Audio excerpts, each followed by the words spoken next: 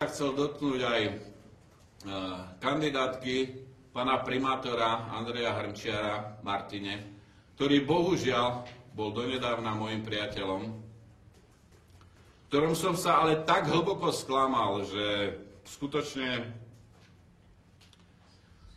že to je niečo otrasné, že tento človek napľul na všetko, čo je drahé každému Slovákovi, a ide na kandidátke, maďarskej kandidátke, primátor mesta, kde sa odohrávali všetky dejinné udalosti Slovákov v histórii. Od memoranda národa slovenského, od vytvorenia Matice slovenskej, od založenia Slovenskej národnej strany.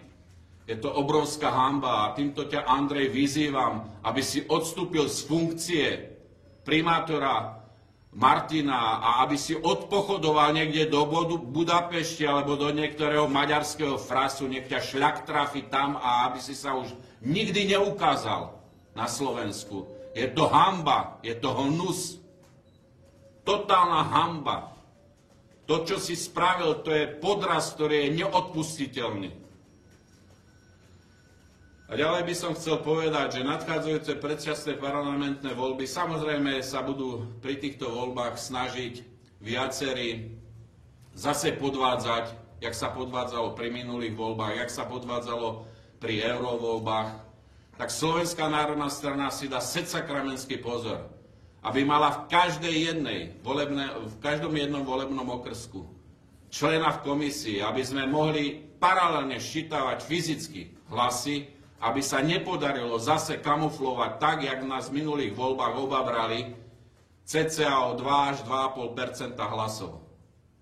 Toto sa už v budúcich parlamentných voľbách nestane, v predčasných parlamentných voľbách v roku 2012.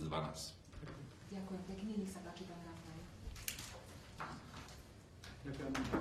Myslím, že tie hlavné posolstva prednesol tak či tak predseda strany, preto ja len naozaj krátko, keďže dnes bola ďalšia porada ako pokračovanie politického grémia k decembrovej schôdzi, kde je takmer 100 bodov programu vrátane personálnych volieb, ako je napríklad šéf NKU alebo ombudsman.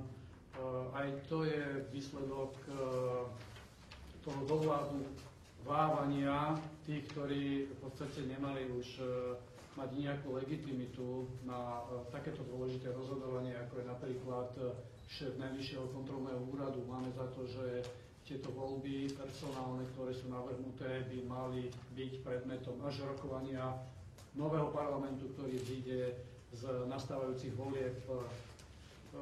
Ten chaos dokumentuje predovšetkým zákon roka a všetko, čo okolo neho súvisí, a to je návrh štátneho rozpočtu.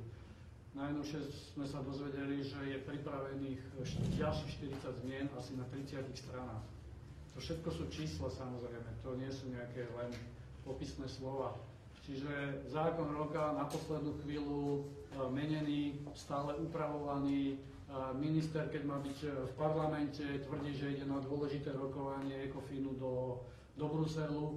A toto je vlastne aj odraz tých záujmov, ktoré reprezentuje väčšina politických strán. Pre nich je dôležitejšia je európska politika ako príprava dobrého slovenského rozpočtu. Samozrejme, že sa budú posúvať termíny. Takisto nechápeme, ako je možné a prečo vlastne sa musia na poslednú chvíľu prijímať zákony v skrátenom legislatívnom konaní, ktoré predkladá dovládnuvávajúca vláda. Evidentne sú tam návrhy, ktoré sú populistické.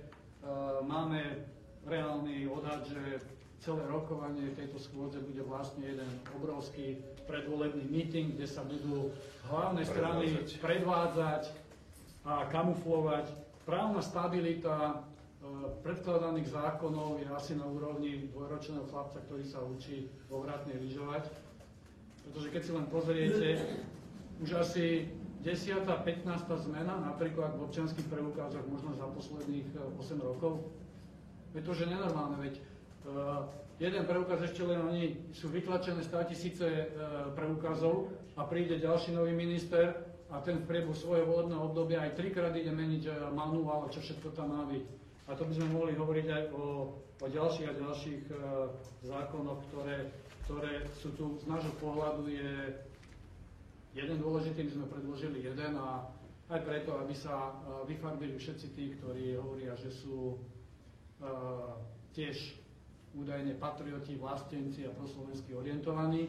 Ako viete, to zákon o obecnom zriadení, s ktorým s kolegom Štotom navrhujeme a reagujeme na tú provokáciu, ktorá súvisí s deložovaním štúrovcov z nedalekého námestia Štúra, niekde úplne preč, na nejaké bezvýznamné bývalé Gottwaldovo námestie a má sa tam umiestniť socha Márie Terézie ako symbol A 4 maďarské husári. Presne. O tom to je. Takže uvidíme. Ukáže sa aj na iných zákonoch, kto to ako v skutočnosti myslí. K tomu, čo povedal pán predseda, to odpočúvanie naozaj to je len čiastková mozaika celkovej manipulácie ľudí.